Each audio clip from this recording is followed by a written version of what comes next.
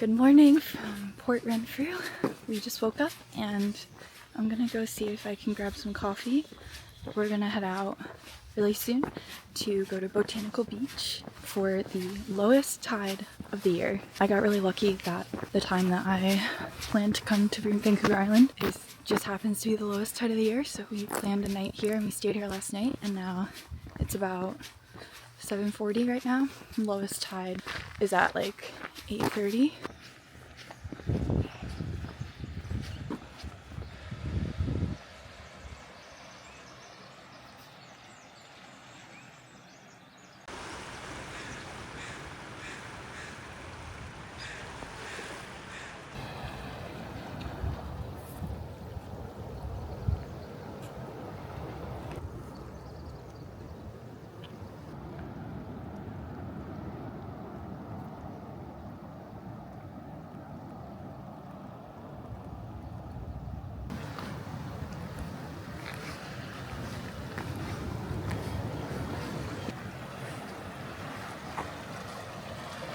We're watching the swells.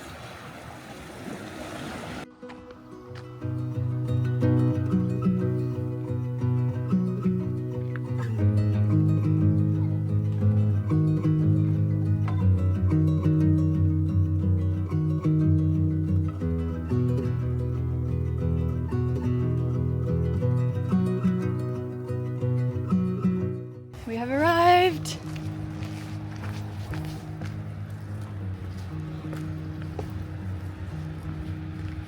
Whoa. Lowest tide of the year. Botanical Beach. Rachel is out of her mind excited right now. On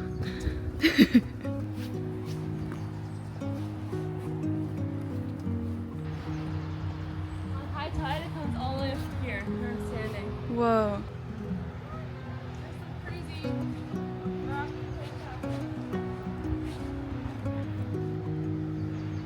We made it to Botanical Beach on the biggest low tide of the entire year this morning. Botanical Beach is this incredible beach where there's all of these eroded holes in the bedrock that almost look like craters on the moon. It's like another world here. And this is sandstone bedrock that's millions of years old. It was deposited in layers in shallow water millions of years ago.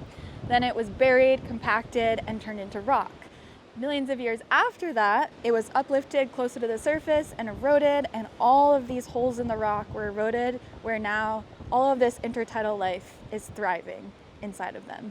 Mussels, sea urchins, sea anemones, sea stars, chitons, so many different things, and Rachel's telling me all about it because I don't know much about intertidal life, but I do know that it's really cool that it's this really cool combination here of geology and biology, where these holes were eroded into the rock and those naturally became a perfect place for this intertidal life to now thrive.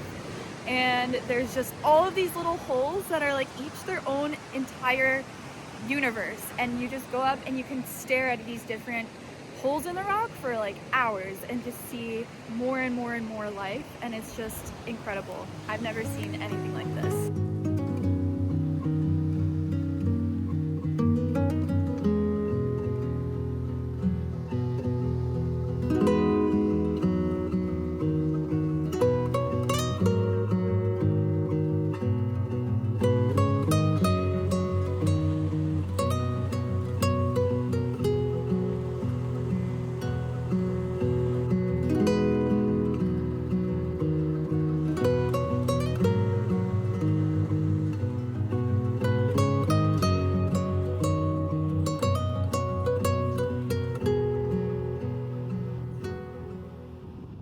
This is probably my favorite spot that we've been to this whole morning. The sea urchins are just like loving.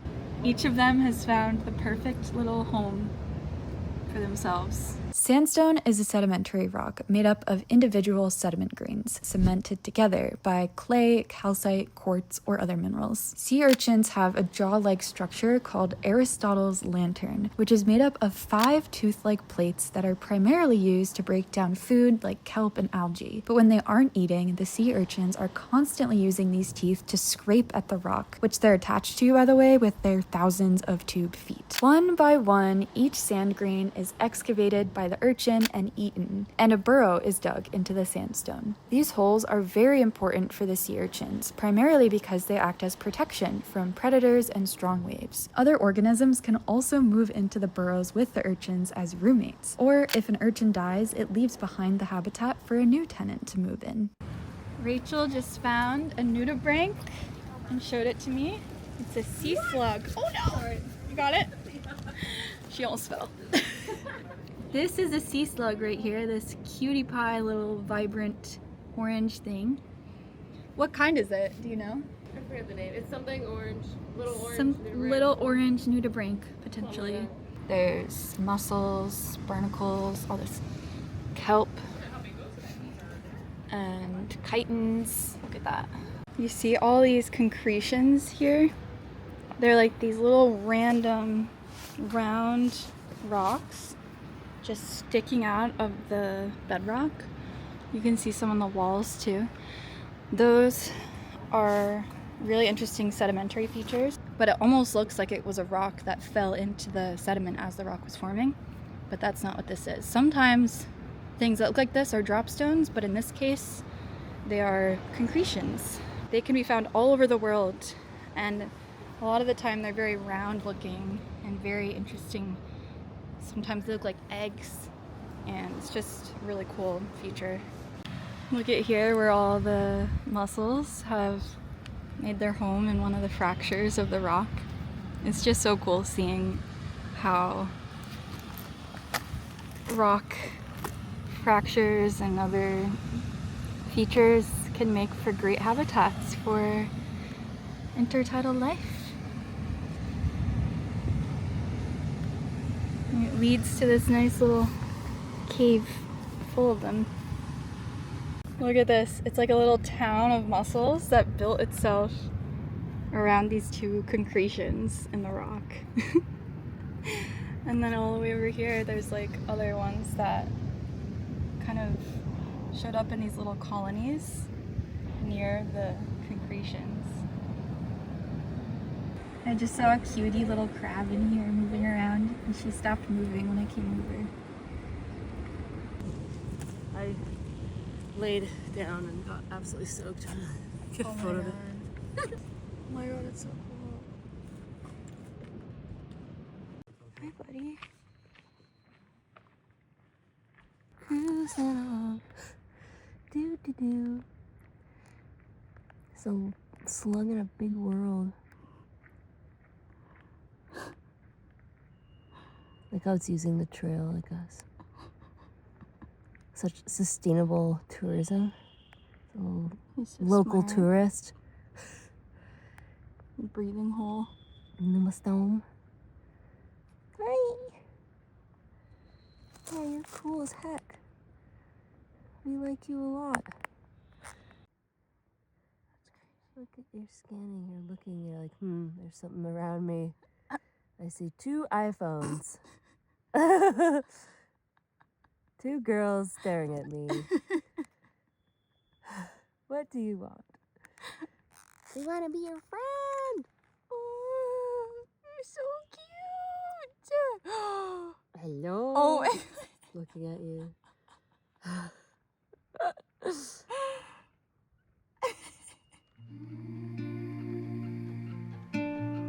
Listen for me in a violin. Listen for me when the knife is turning. Listen for me when the world is burning. Babe, would you listen for me? oh my god, you're so little. Hi. Hi, sweetie.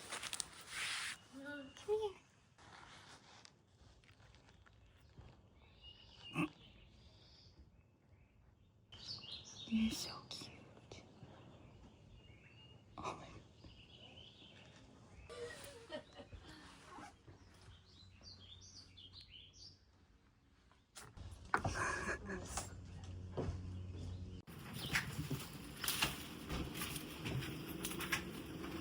What is this? This is Scotch broom. It's like terrible invasive species from Scotland, Europe, from a bunch of colonizers that wanted it in their garden.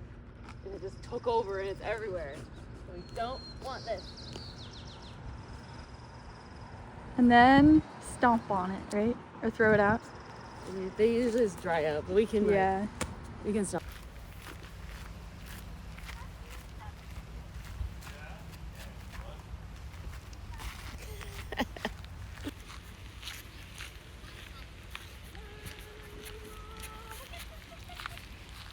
Wow.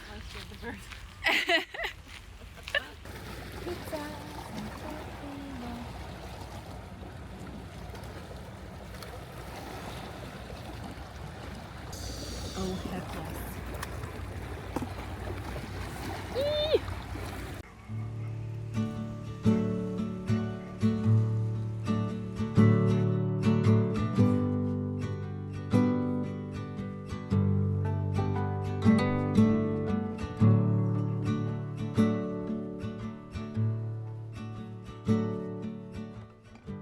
Like that. Yeah, they literally do, and then So they're like, funny. they put their legs out and they're like, yeah. Oh my gosh. Oh, the slide. It's swimming by us.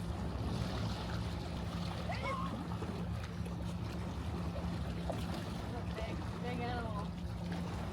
Oh my god.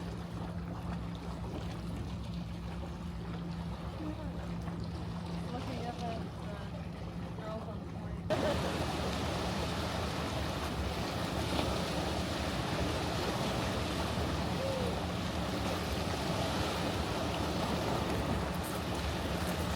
Rachel just saw a worm swimming in the water and it almost gave me a heart attack because I thought it was like a shark or something. And now she's trying to find it again. How far can I go without falling in? Oh my god. Probably this far. I don't know if I. Ooh. Crazy. What I kind can't of believe that. What kind of worm is That it was called? bizarre. It's a polychaete. Polychaete worm. That's crazy. So it was like. Whoa! Look. Whoa. It looks like an actual wave.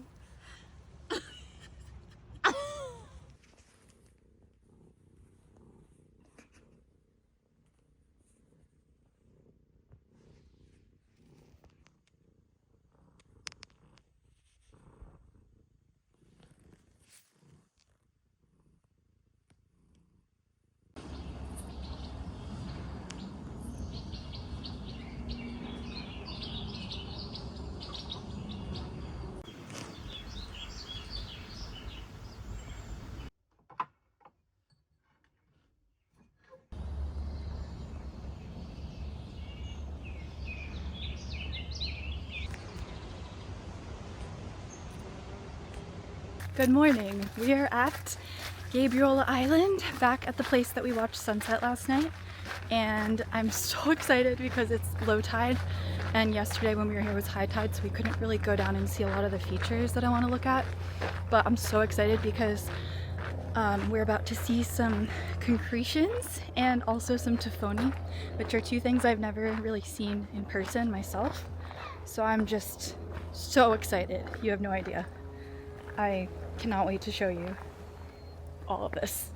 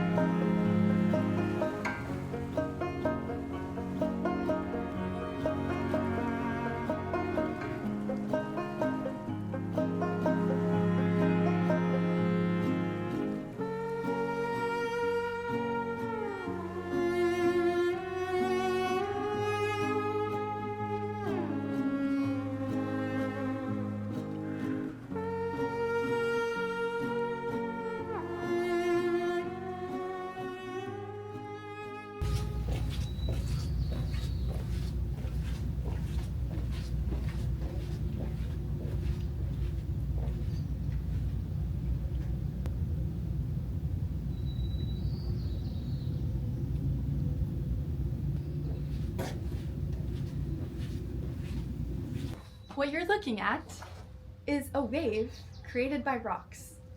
And what's happening here is something called differential erosion. Why am I squatting?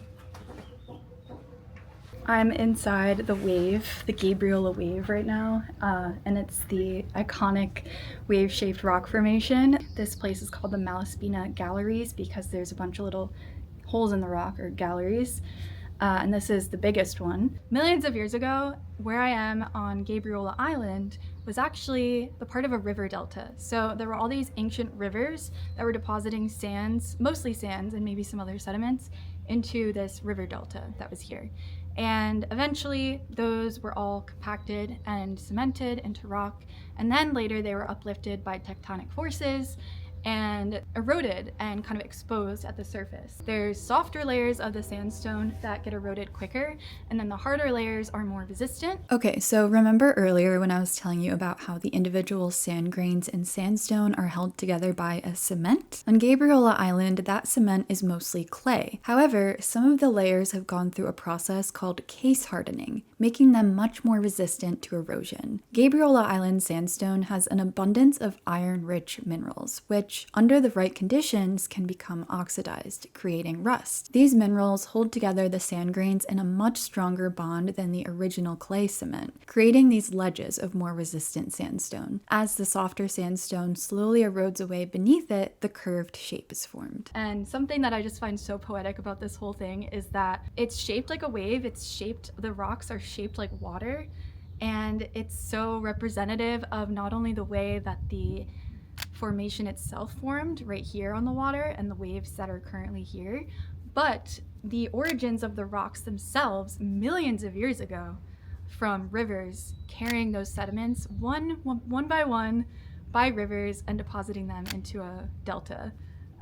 So it's just so cool to me that water is just represented here in the shape of the rock itself, and it's sort of expressing its origins and its lifelong relationship with water. Another thing that's really amazing here at Gabriola Island is the Tafoni weathering, which is the probably number one thing I was excited to see when coming here. And that's because it's actually a pretty rare weathering phenomenon. And at first you might think that it's from the actual crashing of the waves onto the rocks that forms these little holes, but it's actually a lot more complicated. It's actually more caused by the salt water that gets in between the cracks of the rock, and then as those salt grains get in between the little cracks and the little holes in between the sand grains in the rocks, they then kind of expand and try to make their way out of the rock from the inside, instead of it being more of like an outward external process where the waves and everything are like digging the holes into the rock. It's more of like an in to outward situation, which is just mind-blowing. It's not at all what I thought it was, and then I read about it and I was like, damn, you learn something new every day.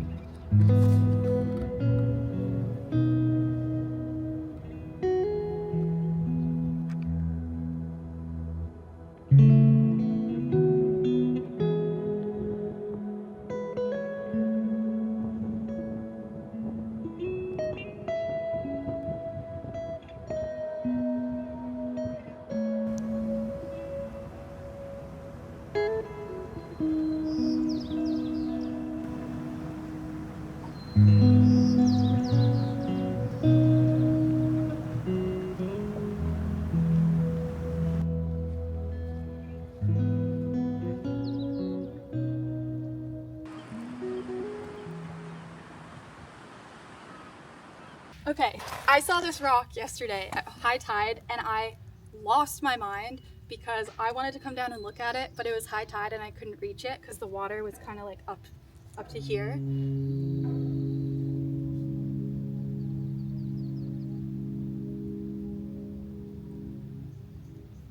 I was so excited to see a concretion, especially one this round and circular looking, because it almost looks like an egg that's popping out of the rock. So let me tell you what's actually happening here. Earlier I told you how this sandstone formed, But I left out something that happened while the sediments were being cemented into solid rock. Back when those ancient rivers were transporting and depositing all that sand as a river delta entering a shallow ocean, there were organisms living here. Remnants of those ancient residents, like fragments of shells or bones, were also deposited in the sand layers. These, along with slightly larger sand grains or pebbles, interrupted the homogeneity of the rest of the sediments. And as the sediments were being compacted and cemented into the rock it is now, groundwater flowed in between the sand grains. Minerals in that water dissolved and concentrated around a nucleus. Slowly but steadily, concentric layers of these dissolved minerals encased the fossil or pebble and solidified along with the rest of the rock formation. And because the sandstone is much softer and not as solidly cemented as the concretion itself, the sandstone is being eroded quicker than the concretion, and all the concretions are then kind of popped out of the rock as the sandstone erodes. See, this one right here is also quite large, but it's kind of in the process of being eroded out of the sandstone. And you can see there's a little bit more of this irregularity in the way it's been eroded. But you can still kind of see the general round, lumpy shape of a concretion, and the fact that it's much more pronounced out of the rock compared to the regular bedrock around it. And we're also surrounded by a bunch of other smaller ones that are sort of sticking out of the rock, or ones that have been kind of cracked open and there's chunks of them kind of laying all over the beach. There's a big concretion right here that's been eroded and is now just sitting there. And this is low tide, but last night it was so much higher and we couldn't see any of this. And now we see a bunch of revealed concretions that have been eroded out of the cliff. And this is where we were sitting last night, up there. And I think the tide was like up to here.